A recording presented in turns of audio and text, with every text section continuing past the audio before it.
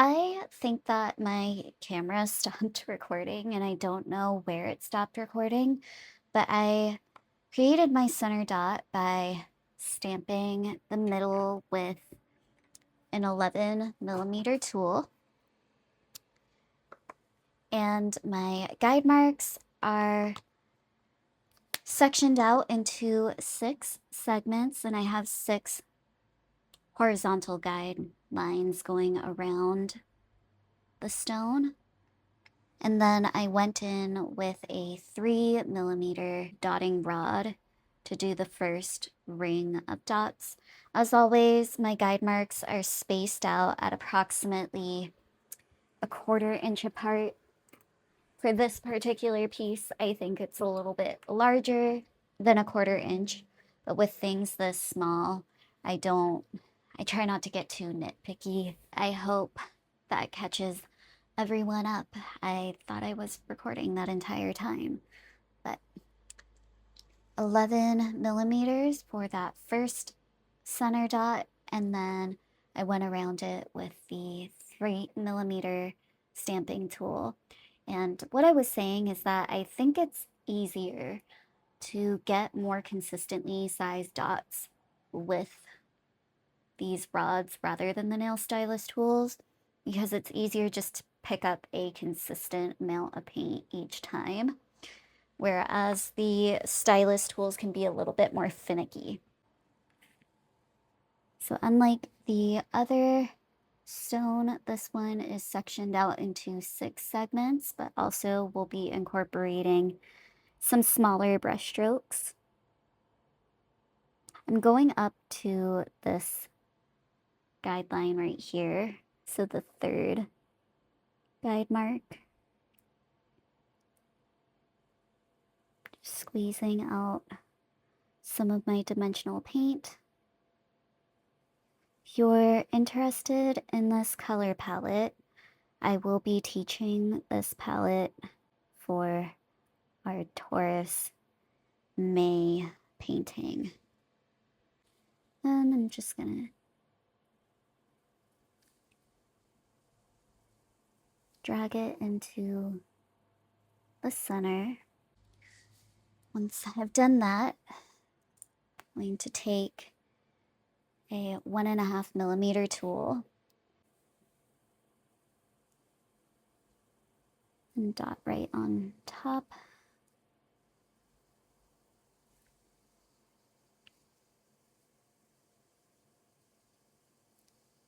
This dot falls just underneath that next guideline.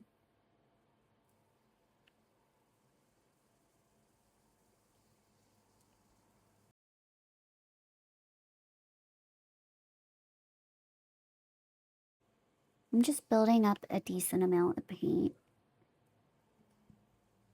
As I dot, I want these dots to be pretty large. Then I'm going to switch over to a thinner tool, something like the 1mm tool. I'm just going to walk the dots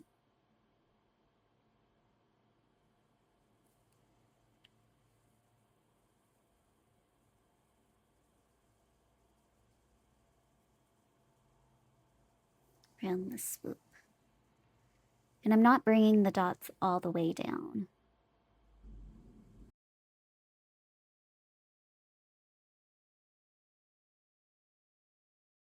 Focusing on trying to pick up the same amount of paint on my tool each time, and wiping off my tool as too much paint starts to build up on it.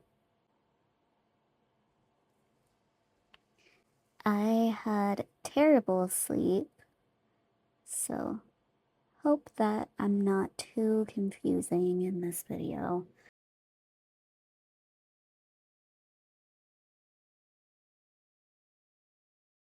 Alright, so for brush strokes, I'm going to want something a little bit shorter and slightly thicker. because this is going to be much easier to control than the really large, long rigger brushes. While those are perfect for working on larger pieces, for these smaller stones, especially if you're just starting out, it's easier to work with something a little bit shorter. This one is the US Art Supply one, but Colleen from Dots of Love Canada, she also has a couple that are a little bit shorter. And then Tati over at Aria Florals, she also has a couple of brushes that would work. But anything a little bit shorter will give you a little bit more control. So tilting my stone to the right.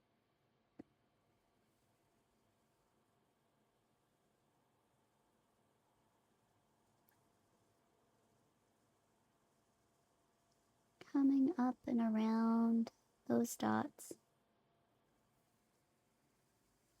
Bringing the brushstroke to that guideline. I'm building up a decent amount of paint on my brush because I'm looking between the two drops, the two dimensional drops, and I'm visualizing how much space is in between them, which gives me a good idea of how much pressure I need to apply with my brush. If it's a very small, tight space, I'm not going to want to press down on my brush as much. I'm going to just want to utilize mostly the tip of my brush, whereas the space in between these is quite large. So we need a good amount of paint as well as a decent amount of pressure.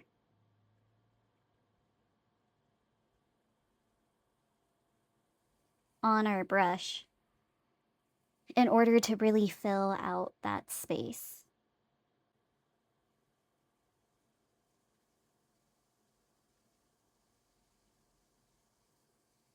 And I'm keeping my eye on where that center divider is so I know where to stop my brush stroke.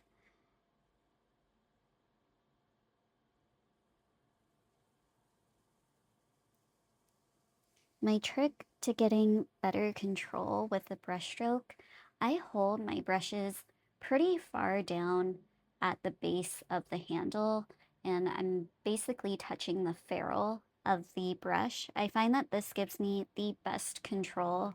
If I were standing and painting, I'd hold my brush a little bit further back, especially if I'm adding in big washes of color.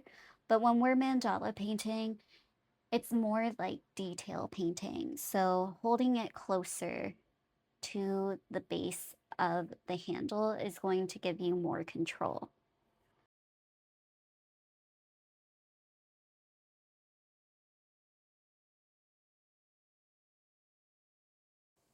If you find that your brush strokes are getting thicker and thicker and it's unintentional, just rinse off your brush, dry it off with a paper towel, and then dip back into your paint, and you'll notice that your brush stroke should go back to being more consistent in size.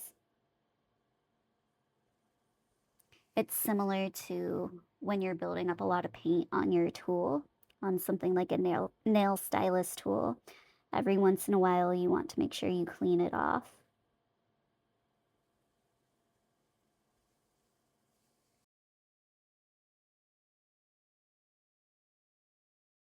We'll go in with the brush again, since I want this stone to be good for brushstroke practice. And we'll use that same brush and we'll paint a little brushstroke going down the middle of these two patterns. Picking up a decent amount of paint and finding that middle. You can mark the middle if you need to. So if you're having a difficult time eyeballing the center of the patterns, just go ahead and mark it with your pencil.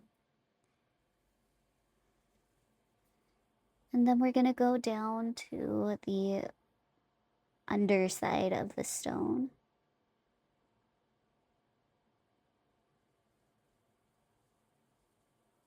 and flick. Want to focus on making a little flick. You don't have to go super far under the stone because it's going to get difficult to go around that curve.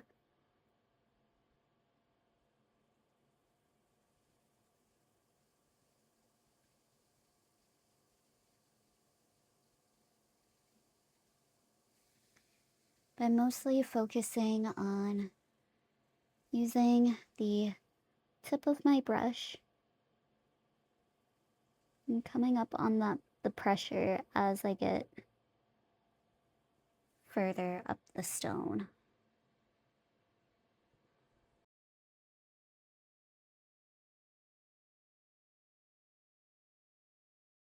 Once you get a hang of brushstroke pieces end up going by much more quickly. But I know that it can take a while to get comfortable with brushstrokes. So I like to wait until the paint is dry or mostly dry before I go in with my next brushstrokes because I don't like the look of the wet paint when it's layered. It starts to become a little bit muddy and messy. So I'm going to wait for this to dry enough for me to go in with my next set of brushstrokes and have it still look really clean. I apologize in advance that the audio quality is going to be worse. My microphone needed to charge, but I wanted to show you the finishing portion of these brushstrokes. So we're going to work on this green one right here. We're just going to take that same US Art Supply brush. I'll make sure to link this set of brushes down below. I'm just dipping my brush into the paint. I'm not building up too much on it. And I'm going to make this brushstroke shorter. And I do find that it's easier to hold the stones for this portion, so I would suggest waiting for paint to dry enough for you to be able to hold the stone. We're just gonna go right next to that one brushstroke in the middle. Focus on using less pressure, so lighter pressure, and coming into where those other two petals meet. So again, instead of pressing the brush all the way down, I'm mostly just utilizing the tip of the brush.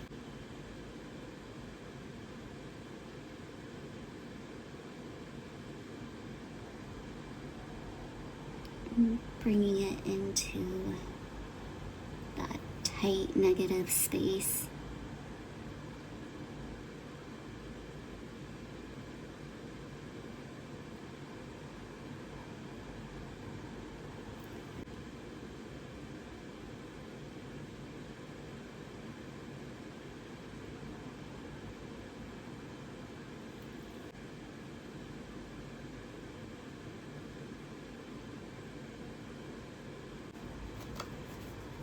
I'll just use that same brush, but this time I'm going to build up more paint. So I'm focusing on scooping the paint up. This is where having a good paint consistency really makes a difference.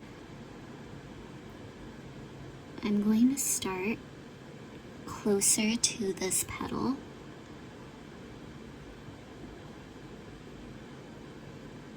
We're going to come around and overlap the brush strokes. You want to wait until these are dry, just because it looks cleaner.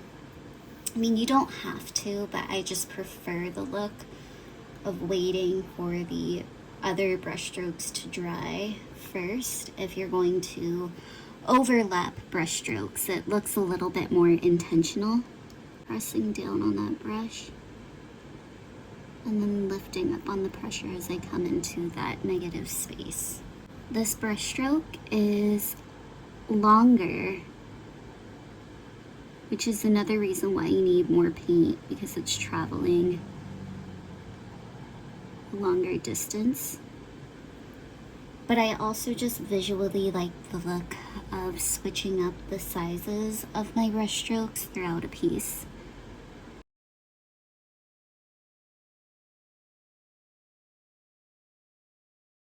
I also want to utilize some top brush strokes and top dots. And my favorite way to do top brush strokes, put the stone back down, is you can take the same brush, but this time for something like this, I'm not going to scoop up as much paint or use as much brush pressure because I don't want it to cover up the brush stroke underneath. So I'm just going to use a little bit less paint, start a little bit higher up, follow the curve of the other brush stroke, but use a lighter amount of pressure. So I'm mostly using just the tip of my brush. And that way, your top brush strokes look very intentional, and it doesn't look like you're just trying to cover up something.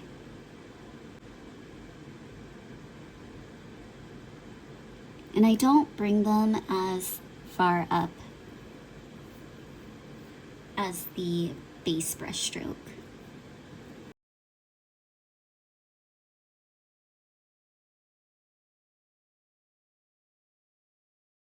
You want to wait until your paint is completely dry underneath.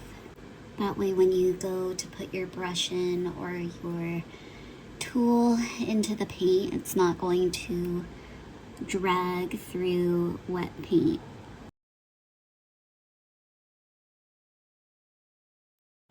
Another thing I like to do with the dimensional paint is dot on top of them. Once the dimensional paint has had time to dry down, I like to take another color,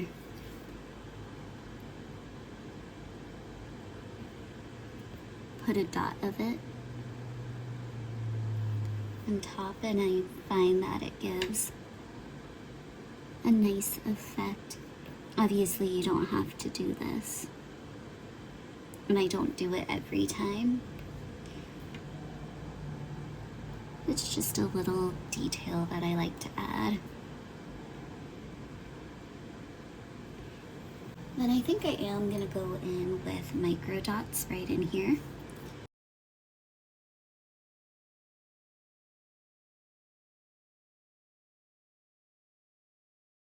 And then if you don't like negative space, I personally don't mind some negative space, but if you don't like it, you can go into here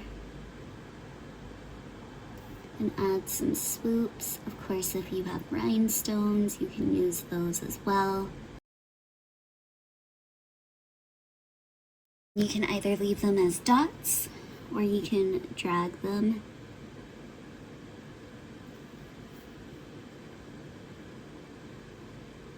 You can also dot and drag just regular paint. You don't need to dot and drag dimensional paints.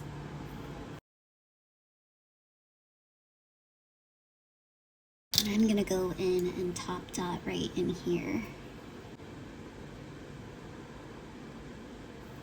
Again, I prefer to top dot lower down on the dot, but you can dot right in the middle if you prefer that look.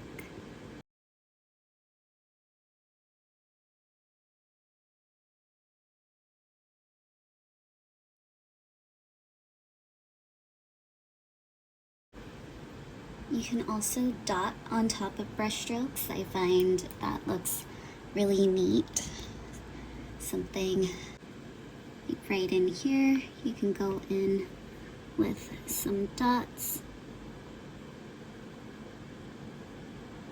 and top dot your brush strokes. I find that looks neat.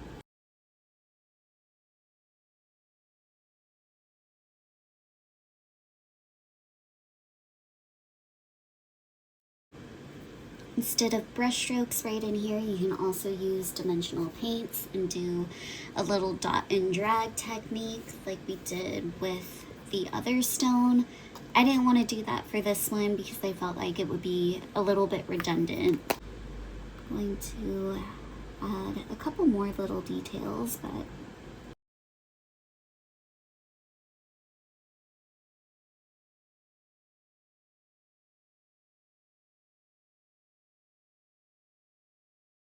to finish off the stone, I'm just taking some dimensional paint. You can also do this with regular paint.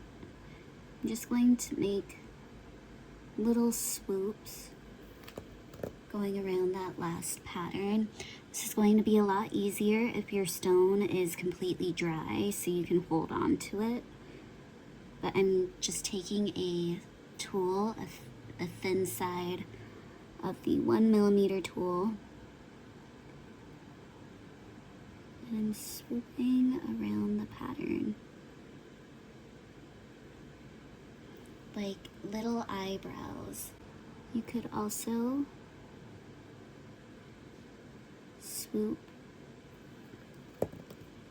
into this space right here to fill it out, kind of like what we did with that first stone without the brushes.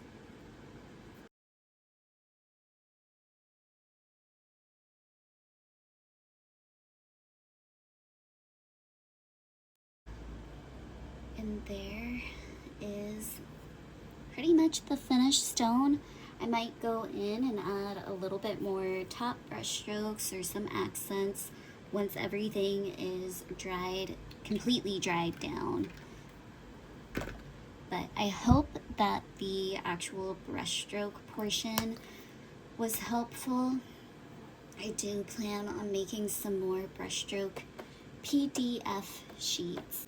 I want to make that happen for everyone since I know that brushstrokes can still be a bit of a challenge. I hope that you enjoyed both of these stones. This one I varnished and it's looking a lot cuter varnished.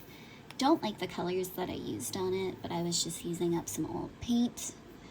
And then this palette I will be teaching soon, and I will see you in our next video.